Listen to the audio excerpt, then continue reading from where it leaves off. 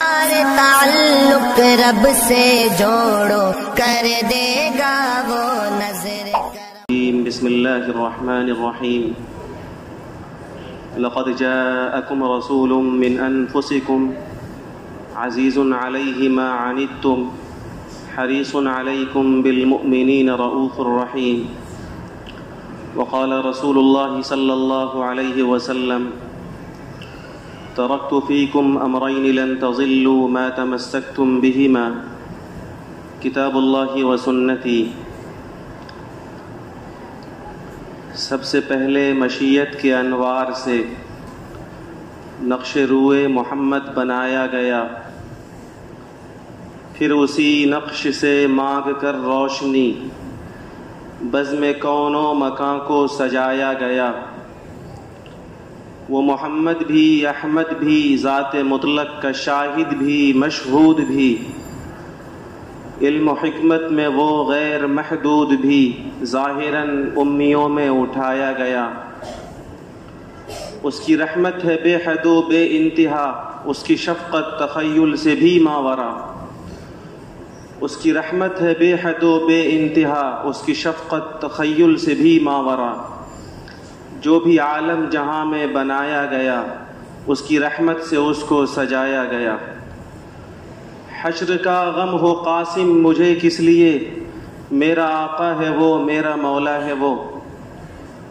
حشر کا غم ہو قاسم مجھے کس لیے، میرا آقا ہے وہ، میرا مولا ہے وہ۔ جس کے دامن میں جنت بسائی گئی، جس کے ہاتھوں سے کوثر لٹایا گیا۔ اللہم صلی علی سیدنا و مولانا محمد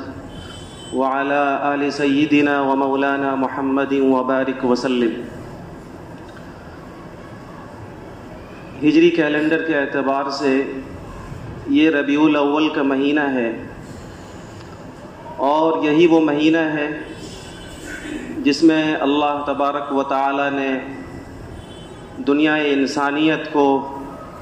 اپنا سب سے قیمتی انعام عطا فرمایا۔ ہمارے آقا سرکار دو عالم جناب محمد الرسول اللہ صلی اللہ علیہ وسلم کی ولادت باسعادت اسی مہینے میں ہوئی۔ مورخین کا اپنی جگہ کوئی اختلاف ہے کہ آپ کی ولادت، آپ کی پیدائش کس تاریخ کو ہوئی۔ مشہور بات تو یہ ہے کہ 12 ربیع الاول کو ہوئی، گرچہ تحقیقی بات محققین کے یہاں یہ ہے کہ 8 یا 9 ربیع الاول کو جناب رسول اللہ صلی اللہ علیہ وسلم کی ولادت ہوئی۔ بہرحال تاریخ جو بھی ہو، لیکن مہینہ یہی ہے جس میں ہم سب کے آقا صلی اللہ علیہ وسلم اس دنیا کے اندر تشریف لائے۔ اس مناسبت سے ربیع الاول کے مہینے میں ہمارے سامنے ہر سال اور ہمیشہ ہمارے علماء آقا صلی اللہ علیہ وسلم کی سیرت اور آپ کی سیرت کے مختلف پہلوؤں کو بیان کرتے ہیں۔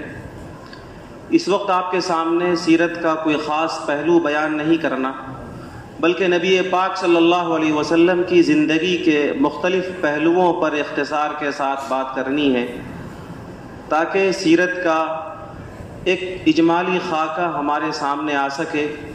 اور پھر موقع ہوگا تو آپ کے سامنے تفصیل کے ساتھ ہر پہلو پر اور اس سے ملنے والے قیمتی پیغامات پر آپ کے سامنے بات ہوتی رہے گی انشاءاللہ۔ ہمارے نبی جناب محمد الرسول اللہ صلی اللہ علیہ وسلم جب اس دنیا کے اندر تشریف لائے تو آپ کے والد کا انتقال آپ کی پیدائش سے پہلے ہی ہو چکا تھا، اور ابھی ہمارے نبی نے ٹھیک سے ہوش بھی نہیں سنبھالا تھا کہ ماں کا بھی سایہ اٹھ گیا۔ اس کے بعد دادا اور چچا نے اللہ کے اس آخری نبی کی پرورش کی، تو ان کے حصے میں یہ کام ملا کہ وہ بکریاں چرائیں۔ یعنی بچپن میں ایک بچے کو پڑھنے لکھنے کا جو موقع میسر کرایا جاتا ہے، وہ موقع آپ کو نہیں ملا، لیکن اللہ تعالیٰ کو چونکہ آپ کو نوازنا تھا، سب سے اعلیٰ اور عرفہ مقام پہ پہنچانا تھا، اس لیے اللہ تعالیٰ نے اپنے نبی کو وہ علوم عطا فرمائے کہ کسی شاعر نے کہا اور بہت صحیح کہا، یتیمے کے نا کردہ قرآن درست، کتب خانے چند ملت بششت، کہ جس یتیم نے قرآن بھی درست نہیں کیا تھا، جس یتیم نے کسی مکتب میں، کسی اسکول میں، کسی استاذ کے پاس الف با تا یا کسی بھی علم کا ابتدائی حصہ بھی پڑھنا نہیں سیکھا تھا، اس امی کو، اس بچے کو، اس یتیم کو اللہ تعالیٰ نے وہ علوم عطا فرمائے جن کی بنیاد پر آپ نے دنیا کے تمام مذاہب کو، تمام کتب خانوں کو منسوخ کر دیا۔ اللہ تعالیٰ نے اپنے نبی کو بڑے القاب، بڑے خطاب، بڑے اعزازات سے نوازا۔ سید الاولین، تمام اولوں کے سردار، تمام پہلے آنے والے انسانوں اور نبیوں کے سردار۔ سید الآخرین، قیامت تک آنے والے تمام انسانوں کے سردار۔ محبوب رب العالمین، سارے جہان کے اللہ کے سب سے زیادہ محبوب۔ رحمت للعالمین، سارے جہان کے لیے سراپا رحمت۔ اس طرح کے وہ معزز القابات ہیں جن کے ذریعے سے دنیا انسانیت اس آخری نبی کو یاد کرتی ہے۔ اور کیوں نہ ہو، اللہ تعالیٰ نے بچپن سے ہی اپنے نبی کی تربیت اور ان کی پرورش کا بڑا خاص انتظام فرمایا۔ ایک انسان کا بچہ جب بچپن کی زندگی میں ہوتا ہے تو بچپنا کھیل کود کا ہوتا ہے، اور بچپن میں انسان کھیل کود کا دلدادہ ہوتا ہے، اور بسا اوقات گندے شندے کھیل میں انسان اپنے اوقات کو لگاتا ہے۔ لیکن اپنے آخری نبی کو اللہ تعالیٰ نے بچپن کے اندر ان کے سینہ انور کو چاک کر کے ان کے قلب اطہر کو مائے زمزم سے دھلا، اور یہ اسی لیے دھلائی کرائی گئی تاکہ فطری طور پر انسان بچپن میں جن کھیل کود میں اپنے آپ کو لگاتا ہے اس طرح کے کھیل کود سے وہ پاک ہو سکے۔ جب ہمارے نبی جوان ہوئے، نبوت کا زمانہ قریب ہوا، تو اللہ تعالیٰ نے پھر سے ان کے قلب اطہر کو دھلا، آپ کے ہارٹ کو اور آپ کے دل کو صاف کیا گیا مائے زمزم کے ذریعے، تاکہ آسمان کی سفر کی صلاحیت پیدا ہو جائے۔ اور پھر معراج میں جب اللہ تعالیٰ نے اپنے نبی کو آسمان کے اوپر عرش پہ بلایا، تو وہاں بلایا جس کے بارے میں قرآن نے کہا کان قاب قوسین او ادنی، اتنا قریب کہ اللہ تعالیٰ سے بہت کم فاصلہ رہ گیا تھا، اور وہ مقام قرب ملا جس تک اللہ کے سب سے مقدس فرشتہ سیدنا حضرت جبریل کو بھی رسائی نہیں ہوئی تھی۔ فلک والا کوئی پہنچا نہ سیاح زمیں پہنچا، یہ منزل عشق کی جس تک نہ خود روح الامی پہنچا۔ اللہ تعالیٰ نے معراج میں اپنے نبی کو بلندی کے اس مقام پر بلایا جہاں پر افضل الملائکہ سیدنا حضرت جبریل بھی نہیں جا سکے تھے۔ اور پھر قرآن مجید نے کہا وَلَقَدْ رَأَى مِنْ آيَاتِ رَبِّهِ الْكُبْرَى، کہ اللہ تعالیٰ کی ذات کا مشاہدہ آپ نے کیا، اللہ تعالیٰ سے بات کرنے کا شرف ملا، اور 5 نمازوں کا تحفہ امت کے لیے آپ نے لے کر آپ واپس اس دنیا کے اندر تشریف لائے۔ اللہ تعالیٰ اپنے ہر نبی کو حسن و جمال اور ظاہری باطنی کمالات کے اعتبار سے ایسا بناتا ہے کہ اس کو دیکھ کر ہر شخص یہ سمجھتا ہے کہ اس کے اندر نبوت ہے، اس کے اندر راست بازی ہے، اس کے اندر صداقت ہے۔ عام تو عام، خاص انسان بھی یہ کہنے پر مجبور ہوتا ہے کہ یہ شخص کوئی جھوٹا نہیں ہے، بلکہ یہ کوئی بڑا باکمال اور اللہ تعالیٰ کا بڑا خاص بندہ ہے۔ روایات کے اندر آتا ہے کہ عبداللہ بن سلام رضی اللہ تعالیٰ عنہ یہودیوں کے ایک بہت بڑے عالم تھے۔ جب انہوں نے نبی پاک صلی اللہ علیہ وسلم کو سب سے پہلی مرتبہ دیکھا، اور آپ کے رخ انور پر سیدنا عبداللہ بن سلام جو یہودیوں کے بڑے عالم تھے اور ابھی تک مسلمان نہ ہوئے تھے، جب آپ کے چہرے انور کو دیکھا تو روایات موجود ہیں، انہوں نے کہا فلما تبینت وجہہ عرفت ان وجہہ لیس بوجہ کذاب، کہ جب میں نے محمد مصطفیٰ کے چہرے کو پہلی بار دیکھا تو میرے دل نے یہ گواہی دی کہ یہ نورانی چہرے والا انسان جھوٹا نہیں ہو سکتا۔ حضرت حسان بن ثابت کا بڑا مشہور شعر ہے جو تقریباً ہر عالم کو، ہر طالب علم کو یاد ہوا کرتا ہے، وَأَحْسَنَ مِنْكَ لَمْ تَرَ قَطُّ عَيْنِي وَأَجْمَلَ مِنْكَ لَمْ تَلِدِ النِّسَاءُ خُلِقْتَ مُبَرَّأً مِنْ كُلِّ عَيْبٍ كَأَنَّكَ قَدْ خُلِقْتَ كَمَا تَشَاءُ، کہ میرے محبوب آپ سے زیادہ حسین و جمیل میری آنکھوں نے کبھی نہیں دیکھا، اور آپ سے زیادہ خوبصورت بچہ کسی ماں نے کبھی نہیں جنا۔ آپ تمام عیوب سے، تمام کمیوں سے اس طرح پاک ہوئے اور اس طرح پاک پیدا ہوئے گویا آپ نے اپنے آپ کو جیسا چاہا ویسے پیدا کر لیا۔ سیدنا حضرت ابو ہریرہ بڑے مشہور صحابی ہیں، انہوں نے نبی پاک صلی اللہ علیہ وسلم کو دیکھ کر فرمایا ما رأيت شيئا احسن من رسول الله صلی اللہ علیہ وسلم كأن الشمس تجری فی وجہہ، کہ میں نے سرور دو عالم صلی اللہ علیہ وسلم سے زیادہ خوبصورت، آپ سے زیادہ حسین، آپ سے زیادہ جمیل کسی کو نہیں دیکھا۔ آپ کے رخ انور میں ایسی روشنی اور ایسی کشش ہوتی تھی گویا چہرے کے اندر سورج چل رہا ہو۔ سیدنا حضرت انس رضی اللہ تعالی عنہ نے نبی پاک صلی اللہ علیہ وسلم کے بارے میں لوگوں کو بتایا، کان رسول اللہ صلی اللہ علیہ وسلم ازہر اللون، کہ نبی پاک صلی اللہ علیہ وسلم کا رنگ اتنا خوبصورت تھا، اتنا نکھرا ہوا تھا کہ ان عرقہ اللؤلؤ، کہ آپ کے جسم اطہر پر پسینے کا بوند موتیوں کی طرح چمکتا تھا۔ سیدنا حضرت جابر رضی اللہ تعالیٰ عنہ فرماتے ہیں کہ ایک مرتبہ چاندنی رات تھی، چاند اپنے جوبن پر چمک رہا تھا اور میرے محبوب سرکار دو عالم صلی اللہ علیہ وسلم چاند کی چاندنی میں سرخ چادر اوڑے ہوئے باہر آرام فرما رہے تھے۔ کبھی میں چاند کی خوبصورتی کو دیکھتا، کبھی اپنے محبوب کے رخ انور کو دیکھتا، اور پھر میرے دل نے یہ فیصلہ کیا فَإِذَا هُوَ عِنْدِي أَحْسَنُ مِنَ الْقَمَرِ، کہ میرے محبوب کا رخ انور تو چاند سے بھی زیادہ خوبصورت ہے۔ سیدنا حضرت برا بن عازب رضی اللہ تعالیٰ عنہ عاشق رسول، مشہور صحابی رسول، یہ فرماتے ہیں کہ رسول پاک صلی اللہ علیہ وسلم کی حالت یہ تھی کہ ما رأیت من ذی لمۃ فی حلۃ حمراء احسن من رسول اللہ صلی اللہ علیہ وسلم، کہ میں نے سرخ چادر میں لمبے بالوں والا نبی پاک صلی اللہ علیہ وسلم سے زیادہ خوبصورت کسی کو نہیں دیکھا۔ اور آپ کے حسن و جمال کا اعتراف خود آپ کی شریکہ حیات، آپ کی پاک بیوی، ہماری ماں حضرت عائشہ رضی اللہ تعالی عنہ نے کیا خوبصورت انداز میں کیا ہے۔ آپ نے فرمایا لنا شمس وللآفاق شمس وشمسی فوق شمس فی النہار فإن الشمس تطلع بعد الصبح وشمسی طالع بعد النہار، کہ اے لوگو تمہارا بھی ایک سورج ہے اور میرا بھی ایک سورج ہے، تمہارا سورج جب صبح ہوتی ہے تو طلوع ہوتا ہے اور اس کی روشنی سے تم فیضیاب ہوتے ہو، لیکن میرا سورج محمد الرسول اللہ جب تمہارا سورج غروب ہو جاتا ہے تو یہ طلوع ہوتا ہے، اور رات کی تاریکی میں بھی آپ کا چہرہ انور سورج کی طرح چمکتا اور دمکتا رہتا ہے۔ یہ حسن و جمال کی وہ منظر کشی ہے جو آپ کے پیارے صحابہ نے اور آپ کی پاک بیوی نے کیا ہے، جس کو حدیث کے الفاظ میں محدثین نے نقل فرمایا۔ میرے بزرگوں، اس کے علاوہ کمالات کو دیکھیے تو اللہ تعالیٰ نے اپنے نبی کے لعاب میں، آپ کے منہ کے تھوک میں ایسی شفا رکھی، واقعات لمبے لمبے، کہ ایک مرتبہ کسی کو سانپ نے ڈسا اور وہاں پر اس تھوک کو لگایا گیا، سانپ کے ڈسے ہوئے کو شفا مل گئی۔ آپ صلی اللہ علیہ وسلم کے انگلی میں اللہ نے ایسی طاقت رکھی اور وہ معجزہ رکھا کہ جب اس کے ذریعے سے اشارہ چاند کو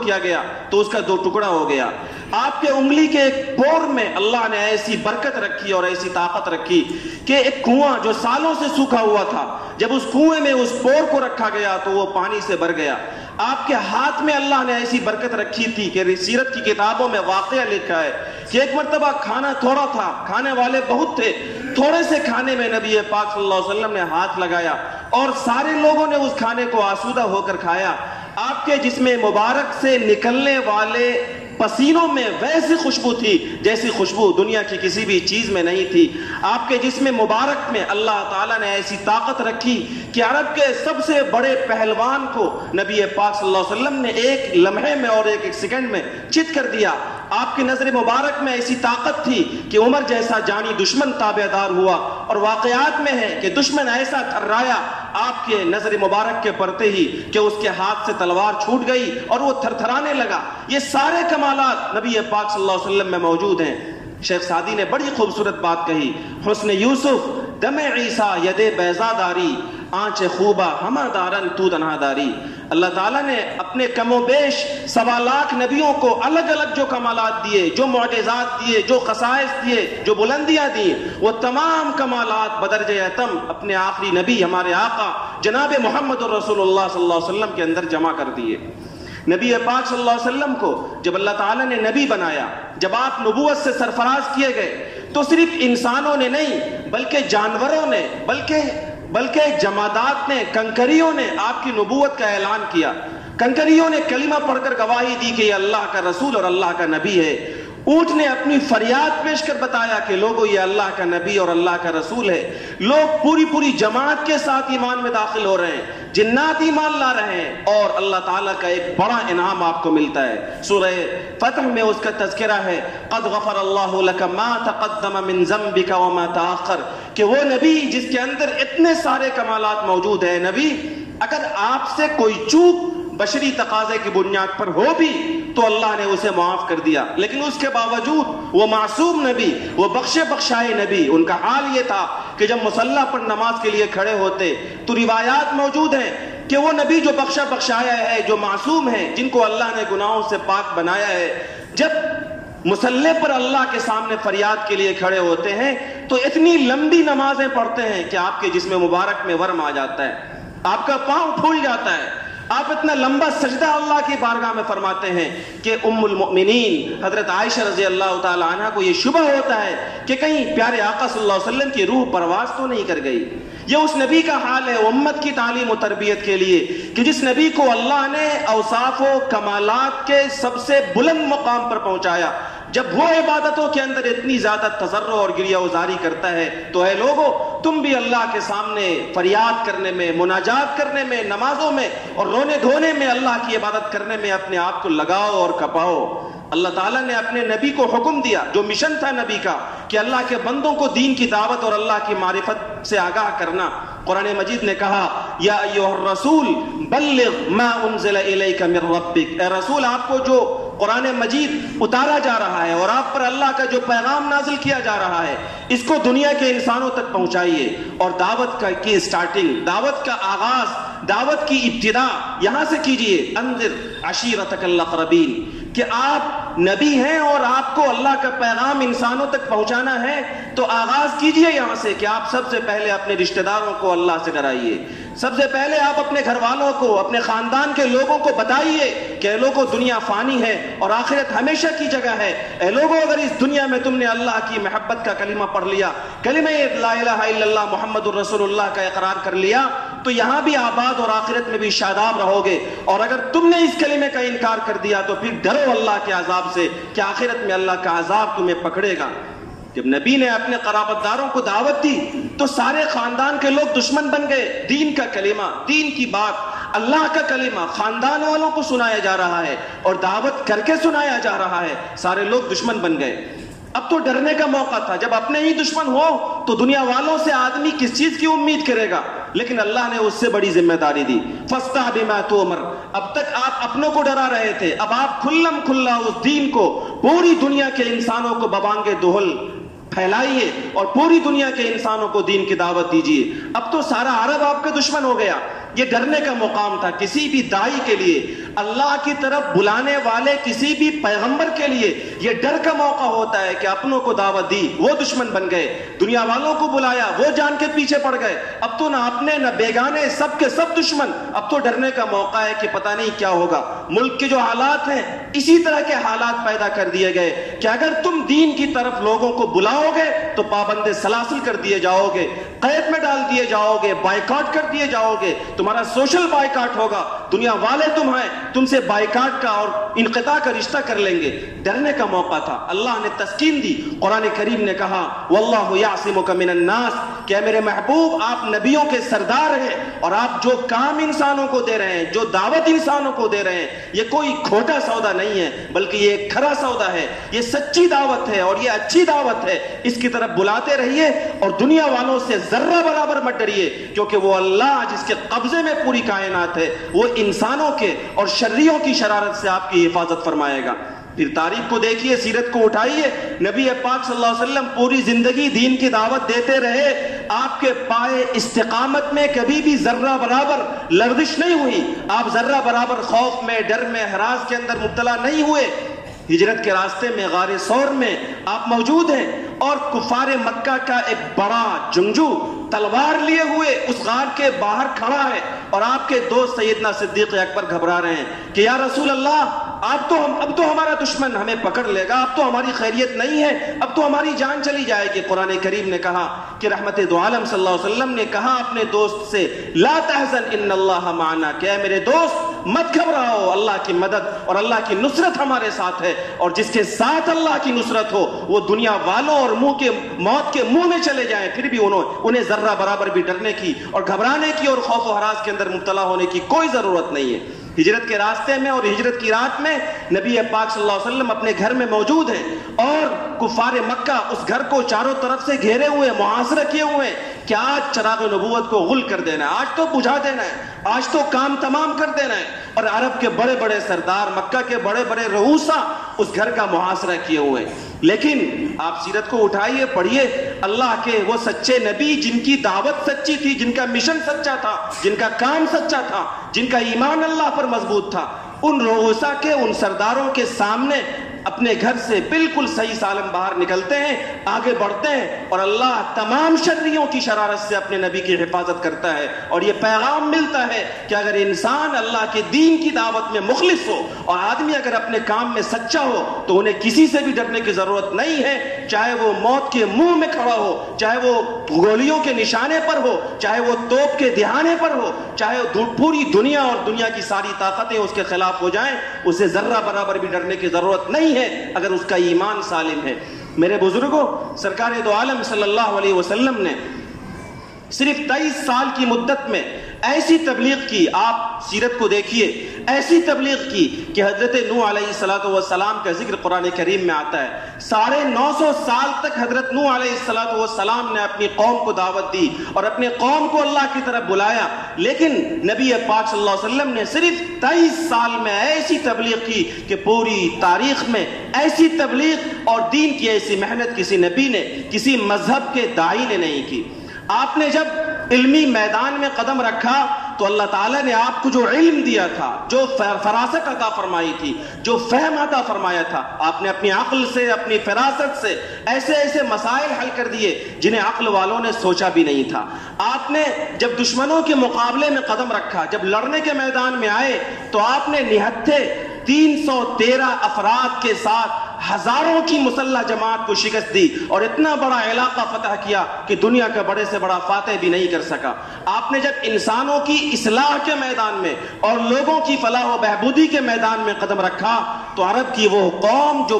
باتوں میں لڑ جایا کرتی تھی، اس قوم کو ایسا جوڑا اور ایسا شیر و شکر کیا کہ پوری انسانیت کی تاریخ میں لوگوں کے دلوں میں جوڑ پیدا کرنے کا کام کسی شخص نے ویسا نہیں کیا۔ اور تاریخ گواہ ہے کہ آپ چٹائی پر بیٹھتے تھے اور آپ پھٹے پرانے چٹائیوں پر رہتے تھے، آپ جھوپڑے میں رہتے تھے، لیکن جھوپڑے میں رہ کر پھٹے پرانے چٹائیوں پر بیٹھ کر آپ نے عرب کے بڑے بڑے بادشاہوں کو چیلنج کیا، ایمان کی طاقت کی بنیاد پر اور اللہ کی ذات پر مضبوط یقین کی بنیاد پر۔ بڑی خوبصورت بات کسی شاعر نے کہی، موحد کے برپائے ریزی زرش وگر تیغ ہندی نہیں برسرش، امید و حراسش نباشت زکس ہمی است بنیاد توحید و بس، کہ جس آدمی کا ایمان اللہ پر مضبوط ہوتا ہے، جس آدمی کا ایمان اللہ کے قرآن پر مضبوط ہوتا ہے، جس آدمی کا ایمان آخرت پر مضبوط ہوتا ہے، جو اللہ کا سچا بندہ ہوتا ہے، اگر آپ اسے پوری دنیا کی دولت دے دیں، اگر آپ اس کی جان کو لے لینے کے لیے دنیا کی ساری طاقتوں کو لگا دیں، پھر بھی وہ اپنے مشن سے اور اپنے کام سے باز نہیں آئے گا اور اپنے مشن اور اپنے کام میں وہ لگا ہوا رہے گا۔ میرے بزرگوں، ہمارے نبی سرکار دو عالم صلی اللہ علیہ وسلم آخری نبی ہیں۔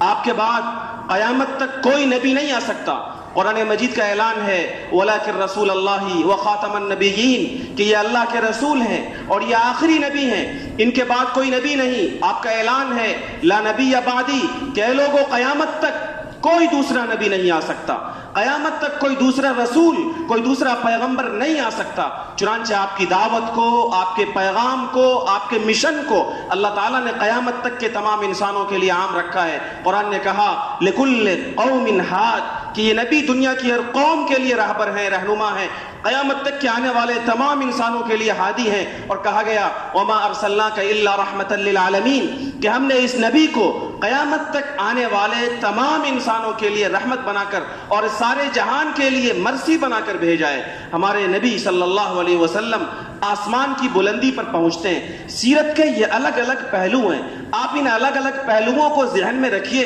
اور جو پیغامات آپ کے سامنے عرض کیے جا رہے ہیں ان کو سمجھنے کی کوشش کیجئے۔ دنیا کا انسان جب بلند مقام پر پہنچتا ہے،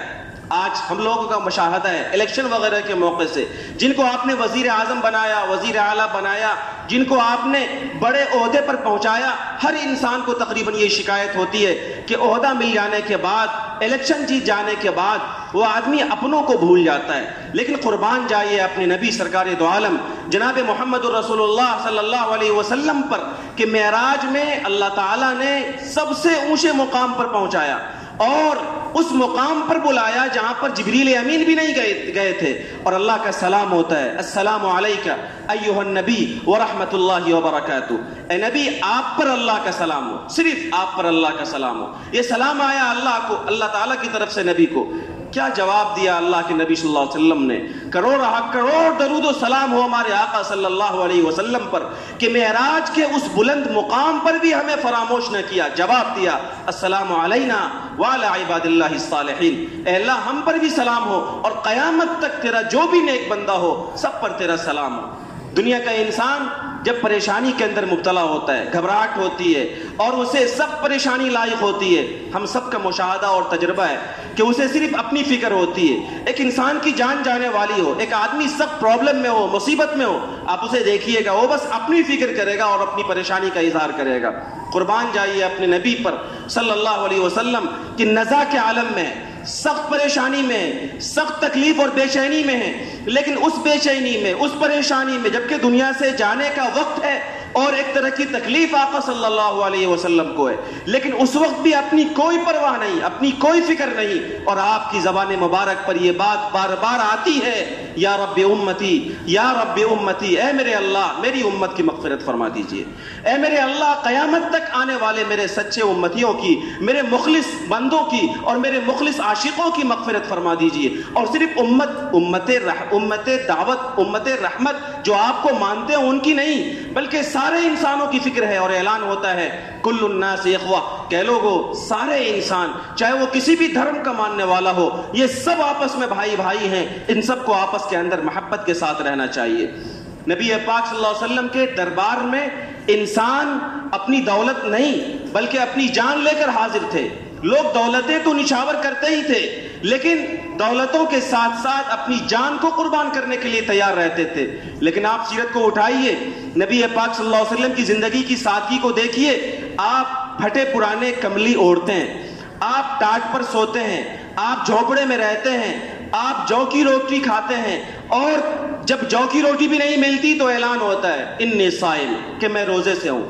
کبھی نبی پاک صلی اللہ علیہ وسلم کے دسترخوان پر 2 قسم کا سالن ایک ساتھ جمع نہیں ہوا۔ اگر آپ چاہتے تو عرب کے پہاڑ آپ کے لیے سونا بنا دیے جاتے، لیکن آقا صلی اللہ علیہ وسلم نے امت کی آسانی کی خاطر کبھی دولت کو اپنے لیے جمع نہیں کیا۔ یہاں تک کہ جس رات آقا صلی اللہ علیہ وسلم کی آخری رات تھی، سیرت کی ایک بڑی مشہور کتاب ہے نبی الخاتم، اس کے مصنف نے بڑے البیلے انداز میں لکھا ہے اس واقعے کو کہ مرض وفات میں بستر مرگ پر لیٹنے کی جو آخری رات تھی، اس رات میں روشن کرنے والے چراغ میں جو تیل آیا تھا، وہ تیل ایک غریب پڑوسی سے قرض لے کر کے آیا تھا۔ اس مریض واپسی کے اوپر، اس نبی کے اوپر جو چادر پڑی ہوئی تھی آخری وقت میں، جب بعد میں دیکھا گیا تو ایک کالا کمبل تھا جس کے اوپر تلے پیوند لگے ہوئے تھے۔ نبی پاک صلی اللہ علیہ وسلم کی ایک زرہ تھی جو 30 سا جو کے بدلے ایک یہودی کے یہاں گروی رکھی ہوئی تھی۔ یہ سادگی کا پیغام آقا صلی اللہ علیہ وسلم نے اپنی امت کو دیا، اور آپ دنیا سے پردہ فرما گئے۔ جانا تو ہر ایک کو ہے، کل نفس ذائقۃ الموت، اور بڑی مشہور اور اچھی بات ہے، ایک شاعر نے کہی ہے کہ در جہاں گر کسے پائندہ بودے، ابو القاسم محمد زندہ بودے، کہ اگر اس جہان میں، اس دنیا میں کسی کو ہمیشہ ہمیش کی زندگی مقدر ہوتی تو اس کے سب سے زیادہ حقدار ہمارے آقا سرکار دو عالم صلی اللہ علیہ وسلم کی ذات گرامی تھی، کیونکہ آقا صلی اللہ علیہ وسلم سے زیادہ محبت اللہ تعالیٰ کو کسی سے نہیں تھی، اور قیامت تک کے انسانوں کے لیے آپ سے زیادہ نفع بخش ذات کسی کی نہیں تھی۔ تو وہ ذات جو اللہ کو سب سے زیادہ محبوب اور وہ ذات جو دنیا کے انسانوں کے لیے سب سے زیادہ نفع بخش، ایک وقت آیا کہ وہ دنیا سے چلے گئے، لیکن آقا صلی اللہ علیہ وسلم نے ہمارے درمیان دو چیزیں چھوڑی ہیں۔ میں نے خطبے میں جو حدیث پڑھی، آقا صلی اللہ علیہ وسلم نے فرمایا ترکت فیکم امرین لن تضلوا ما تمسکتم بہما، اے لوگوں میں نے تمہارے درمیان دو چیزیں چھوڑی ہیں، میں نے تمہارے درمیان دو چیزیں میراث میں چھوڑی ہیں، اگر تم ان دو چیزوں کو مضبوطی کے ساتھ تھامے رہو گے تم گمراہ نہیں ہو سکتے۔ اگر تمہارا رشتہ ان دو چیزوں کے ساتھ مضبوط رہا تو چاہے تمہارے پاس کچھ ہو یا نہ ہو، صرف ان دو چیزوں کے بدلے اللہ کی رحمتوں اور اللہ کی نصرتوں کے تم مستحق ہوگے۔ لیکن اگر امت ان دو چیزوں سے کٹ گئی تو تمام ترقی کے وسائل کے باوجود ذلت سے، گمراہی سے اس امت کو کوئی نہیں بچا سکتا۔ آقا صلی اللہ علیہ وسلم نے فرمایا کتاب اللہ و سنتی، ایک چیز اللہ کی کتاب اور دوسری چیز میری سنت۔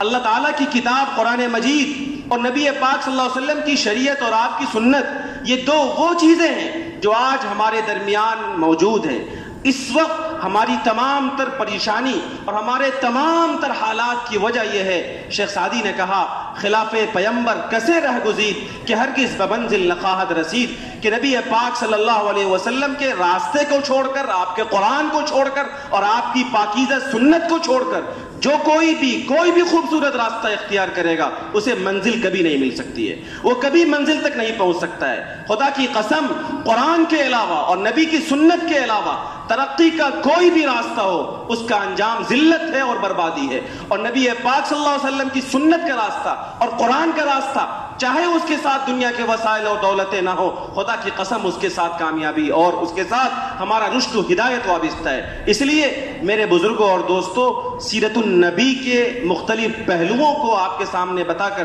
دراصل آپ کے سامنے یہ بات عرض کرنی ہے کہ ہمارے آقا صلی اللہ علیہ وسلم آج سے 1450 سال پہلے جن حالات میں اس دنیا کے اندر تشریف لائے تھے، اس وقت معاشرے کی جو سنگینی تھی اور گمراہی کی جو صورتحال تھی، اسی سنگینی نے اور اسی گمراہی نے اس وقت پوری دنیا اسلام کو اپنے شکنجے میں کس رکھا ہے۔ آپ حالات کو اچھی طریقے سے جان رہے ہیں۔ اس وقت جہاں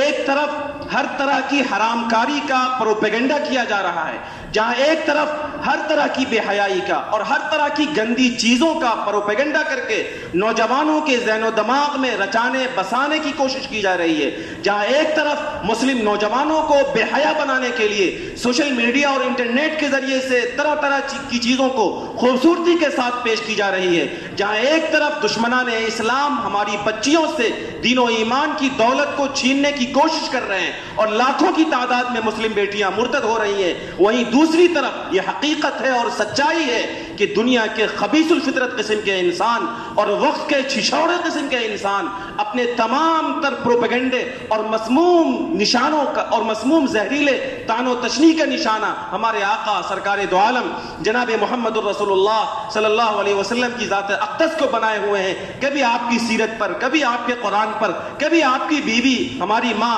سیدنا حضرت عائشہ رضی اللہ تعالی عنہ کی ذات گرامی پر اور آپ کی زندگی کے مختلف پہلوؤں پر وقت کے چھچھوڑے اور گندے قسم کے انسان حملے کرتے ہیں۔ ان نازک حالات میں جب ربیع الاول کا مہینہ آئے تو ربیع الاول کے مہینے میں ایک مسلمان، ایک عاشق نبی پاک صلی اللہ علیہ وسلم سے محبت کے اظہار کے لیے صرف میلاد النبی کی محفل کر لے، صرف سیرت کے جلسے کر لے، صرف سیرت کے کوئز منعقد کر لے، صرف میلاد النبی کے مجلس منعقد کر لے اور صرف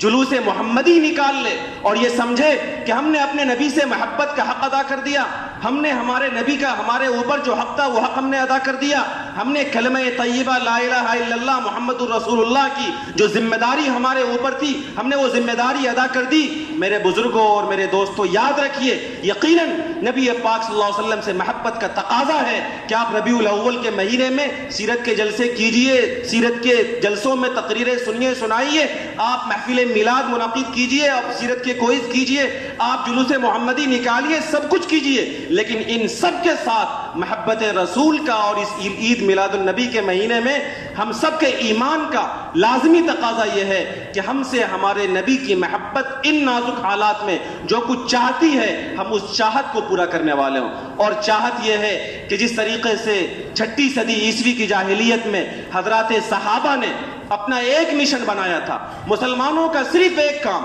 اور مسلمانوں کا امت محمدیہ کا صرف ایک مشن، اور وہ کام اور وہ مشن وہ تھا جو اس وقت دنیا کے ایک سپر پاور بادشاہ رستم کے دربار میں ایک صحابی رسول حضرت ربی بن عامر نے کہا تھا، اگر آپ نے اس مشن کو اپنا مشن بنا لیا، اگر ہمارے نوجوان بچوں نے اس ذمہ داری کو اپنی زندگی کا مقصد بنا لیا تو خدا کی قسم محبت رسول کا حق آپ نے ادا کر دیا۔ لیکن اگر میرا اور کسی مسلمان کا، کسی عاشق رسول کا، کسی نوجوانان امت کا وہ مشن نہیں ہے، ایک مسلمان، ایک نوجوان نبی کی محبت کا دم بھرتا ہے، وہ جلوس محمدی میں شریک ہوتا ہے، وہ محبت کے ہزاروں ثبوت پیش کرتا ہے، لیکن اگر اس کا وہ مشن نہیں ہے اور اس کی وہ ذمہ داری نہیں ہے جو مشن اور ذمہ داری اس صحابی رسول نے بتائی تھی، تو محبت کے ہزاروں دعوے کے باوجود ہم اپنے دعوے میں جھوٹے اور کھوکھلے ہیں۔ حضرت ربی بن عامر نے رستم کے دربار میں جب اس نے پوچھا تھا کہ تم امت محمدیہ، تم غلامان محمد، تم مسلمان، کیا کام ہے تمہارا، کیوں آئے ہو تم دنیا میں، بڑا خوبصورت تعارف کرایا تھا، اور یہی پیغام اس وقت مجھے آپ کے سامنے دینا ہے۔ انہوں نے کہا تھا واللہ تعالی ابتعثنا لنخرج من شاء من عبادت العباد الى عبادت اللہ وحدہ ومن جور الادیان الى عدل الاسلام ومن ضیق الدنیا الى سعتها، کہ ہم مسلمان، ہم امت محمدیہ، ہم غلامان محمد، امت محمد کے ایک ایک فرد کا مشن اور ان کا کام، ان کی ذمہ داری یہ نہیں ہے کہ وہ اپنی دنیا کی دولتوں میں اور اپنی دنیا کی عیاشیوں میں مست رہے، یہ نہیں ہے کہ وہ اپنے دنیا کے کاروبار میں اور دنیا کی ملازمتوں میں مست رہے، یہ نہیں ہے کہ وہ صرف اپنی بیوی بچوں کی ضروریات میں مست رہے، بلکہ اگر ایک مسلمان سچا مسلمان ہے اور ایک عاشق رسول، اگر اس کے عشق رسول کی چنگاری اس کے قلب و دماغ میں جل رہی ہے اور اس کا ایمان سالم ہے، تو ایک ایک مسلمان کی ذمہ داری ہے اور ہمارا یہ مشن ہے کہ ہم اللہ کے بندوں کو دنیا کی بندگی سے نکال کر اللہ کی بندگی کی طرف لائیں، ہم انسانیت کو بتائیں کہ پوری کائنات کا رب ایک اللہ ہے اور اسی کی بندگی ہمیں کرنی ہے۔ یہ دین کی دعوت، یہ دین کی ذمہ داری، دین کو پھیلانا اور اسلام کے عدل و انصاف کے پیغام کو اپنوں میں بھی اور پرایوں میں بھی عام کرنا ایک ایک مسلمان کی، چاہے وہ بوڑھا ہو چاہے وہ جوان ہو، اگر وہ مسلمان ہے، اگر وہ عاشق نبی ہے تو اس کی ذمہ داری ہے۔ وَمِن جَوْرِ الْأَدْيَانِ إِلَىٰ عَدْلِ الْإِسْلَامِ، دنیا کے تمام ظلم و جور سے نکال کر